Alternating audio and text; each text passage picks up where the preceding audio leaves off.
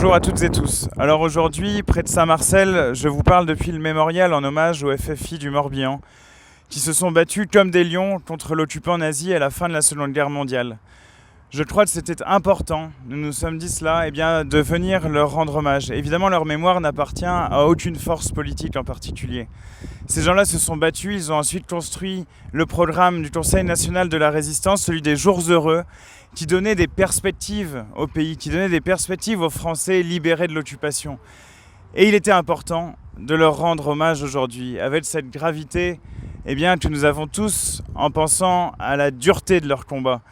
J'ai rencontré Arthur Baron, je m'en souviens bien, à Brest, qui lui était résistant anarchiste, il avait fait le siège de Lorient sur la fin de la guerre, et il avait encore les yeux pétillants et joyeux de ce pourquoi il s'était battu, du but, de la finalité de leur combat.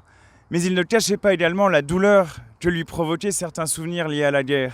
Et je crois que c'est cette réalité complexe qu'il nous faut assumer aujourd'hui et nous rendre dignes de leur mémoire. Je me souviens également de Jean-Pierre Vernant et des époux Aubrac qui disaient, au moment où Sarkozy commençait à démanteler les acquis du Conseil national de la résistance en 2007, ils avaient signé une tribune à notre attention à tous, et particulièrement les jeunes générations, en disant qu'il ne fallait pas abandonner l'esprit du CNR, car, disait-il en conclusion de leur texte, résister c'est créer et créer c'est résister. Je voulais donc vous adresser un petit mot pour dire que nous devons toutes et tous être dignes et à la hauteur de la mémoire de ces grands combattants, comme Charles Papron à Brest également, dont je salue la mémoire. Allez, au revoir, à bientôt.